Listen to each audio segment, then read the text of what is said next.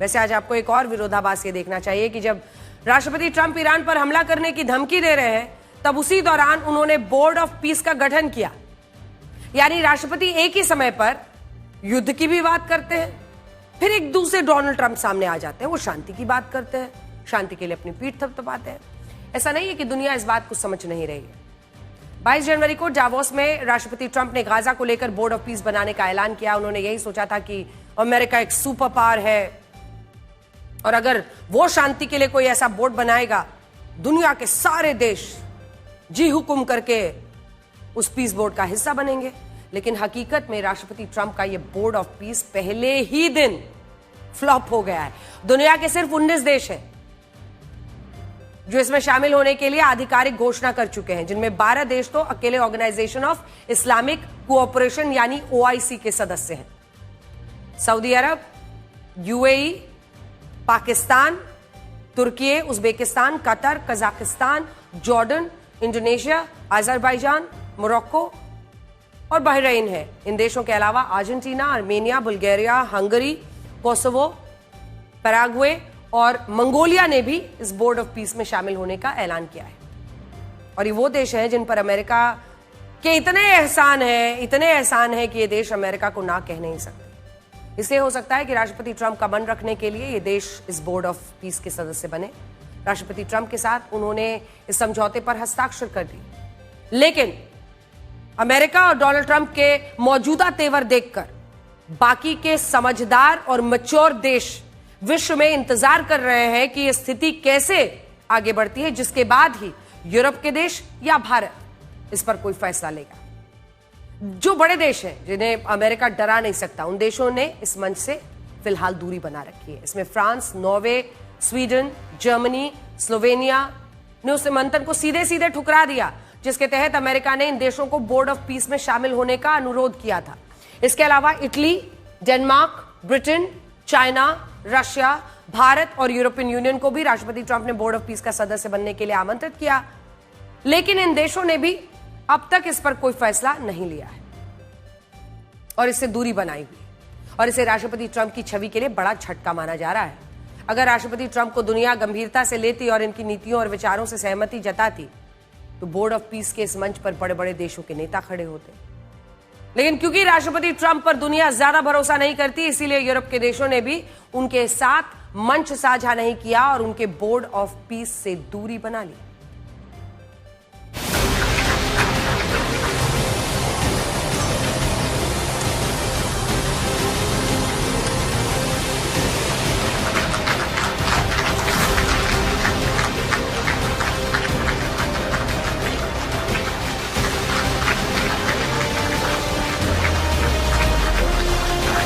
We're committed to ensuring Gaza is demilitarized, properly governed, and beautifully rebuilt.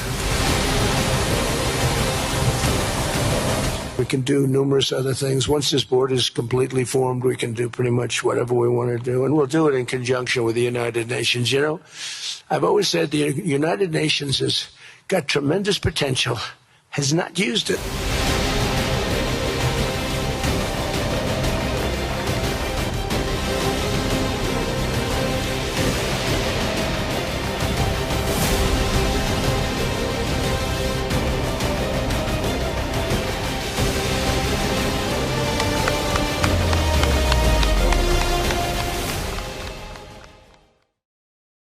राष्ट्रपति Trump का कहना है कि यह बोर्ड ऑफ पीस पहले गाजा में शांति के लिए काम करेगा, बाद में इसका विस्तार दुनिया में शांति लाने के लिए होगा। बड़ी बात यह है कि इस बोर्ड ऑफ पीस में शांति लाने की भी एक कीमत होगी। शांति के नाम पर बनने वाले इस बोर्ड की सदस्यता देने के लिए हर देश को देना है लगभग 9,000 करोड़ रुपए। और इस बोर्ड के चेयरमैन, आपको इस करेक्ट गेस के लिए पैसा नहीं मिलने वाला है। जी हाँ, चेयरमैन डोनाल्ड ट्रंप। यहां दो और बातें महत्वपूर्ण है। पहली बात यह है कि जो मुस्लिम देश फिलिस्तीन के भविष्य को लेकर चिंता जताते थे, आपने सुना होगा, मतलब ईरान ने तो हमास से लेकर हुती, हिजबुल्लाह सब खड़ा कर दिया इजराइल के खिलाफ। ऐसे तमाम देश, चाहे वो पाकिस्तान हो, सऊदी अरब हो, तमाम देशों से आपने आवाजें सुनी होंगी फिलिस्तीन को लेकर। उन्हीं मुस्लिम देशों ने राष्ट्रपति ट्रंप के गाजा प्लान को स्वीकार कर लिया, बोर्ड ऑफ पीस का सदस्य बन गए, जिसमें इजराइल भी शामिल है। आप खुद सोचिए, ये मुस्लिम देश इजराइल को मान्यता तक तो देते नहीं, लेकिन गाजा में शांति के नाम पर ट्रंप जो योजना लेकर आए हैं, मतलब ट्रंप की जी हजूरी से इतनी मोहब्बत कि वो इसमें शामिल हो गए। इस संगठन में इजराइल भी है, और ऐसा इसलिए हुआ क्योंकि ये मुस्लिम देश राष्ट्रपति ट्रंप को ना नहीं कह सकते, ना इसलिए नहीं कह सकते क्योंकि इन देशों को सुरक्षा की गारंटी, आर्थिक मदद अमेरिका से मिलती है। उदाहरण के लिए आप पाकिस्तान को देखिए, जिसके बूट पॉलिश प्रधानमंत्री शहबाज शरीफ बोर्ड ऑफ पीस के इस कार्यक्रम में शामिल हुए। उन्होंने राष्ट्रपति ट्रंप के साथ गाजा में शांति लाने के प्रस्ताव पर हस्ताक्षर भी किए हैं, जबकि पाकिस्तान इजराइल को एक राष्ट्र के रूप में आज भी मान्यता नहीं देता। इतने खुश लग रहे हैं शहबाज शरीफ डोनाल्ड ट्रंप के बगल में बैठकर, लेकिन इसके बावजूद आज इजराइल और अमेरिका गाजा में जैसा चाहते हैं वैसा पाकिस्तान को करना होगा। पाकिस्तान के सेना प्रमुख जनरल मुनीर ने व्हाइट हाउस में राष्ट्रपति ट्रंप के साथ जो लंच किया था, अब उस लंच का बिल भरने का समय आ गया है। और पता है वो बिल क्या है? वो बिल ये है कि गाजा में शांति की स्थापना के लिए अगर पाकिस्तान को अपनी सेना वहां भेजनी पड़े तो पाकिस्तान इससे इनकार नहीं करता। और इस तरह फिलिस्तीन का मुद्दा उठाने वाला पाकिस्तान फिलिस्तीन के मुसलमानों के खिलाफ ही गाजा में अपने सैनिकों को भेजेगा। और ये हम नहीं कह रहे, बल्कि ये बात पाकिस्तान के रक्षा मंत्री ख्वाजा आसिफ ने कही है। एक टेलीविजन इंटरव्यू में कहा है कि पाकिस्तान को गाजा में अपनी सेना भेजनी भी पड़ी तो इसमें कुछ गलत नहीं होगा, और पाकिस्तान बोर्ड ऑफ पीस से दूर रहकर कुछ हासिल नहीं कर पाता, इसलिए वो इसमें शामिल हो रहा है। प्रधानमंत्री शहबाज शरीफ ने राष्ट्रपति ट्रंप के साथ अच्छी अच्छी तस्वीरें तो खिंचवा ली हैं। आपने उनके रक्षा मंत्री को भी सुन लिया कि कैसे वो जाकर फिलिस्तीन में फिलिस्तीनियों के ही खिलाफ अपनी सेना को खड़ा करने को तैयार है। इधर शहबाज शरीफ ट्रंप के साथ फोटो खिंचवा रहे हैं, लेकिन यहां बड़ा सवाल यह है कि वो बोर्ड ऑफ पीस के लिए 9,000 करोड़ रुपए लाएंगे कहां से? ये पैसा पाकिस्तान के 6,62,000 लोगों की सालाना आय के बराबर है, और हाल ही में इतना ही पैसा पाकिस्तान ने IMF से लोन के रूप में मांगा था। इसीलिए आज बहुत सारे लोग पाकिस्तान की हालत पर हंस रहे हैं और ये कह रहे हैं कि क्या पाकिस्तान बोर्ड ऑफ पीस की फीस के लिए भी अब भीख मांगने जाएगा? वैसे राष्ट्रपति ट्रंप इसे शांति का ऐसा बोर्ड बता रहे हैं जो गाजा की सूरत बदलेगा, लेकिन असल में हकीकत कुछ और है। कल जब बोर्ड ऑफ पीस का ऐलान हुआ तब राष्ट्रपति ट्रंप के दामाद जैरेड कुशनर भी मंच पर मौजूद थे। उन्होंने पूरी दुनिया को बताया कि अमेरिका कैसे गाजा का सूरत हाल बदलने वाला है।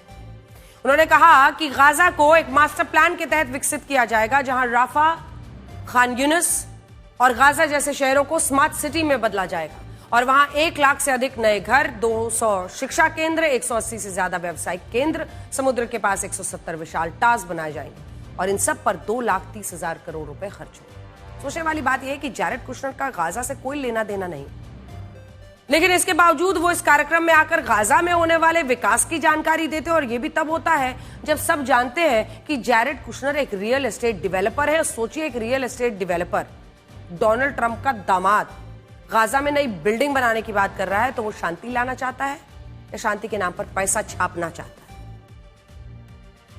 Going forward, number one thing is going to be security. Obviously, we've been working very closely with the Israelis to figure out a way through de-escalation.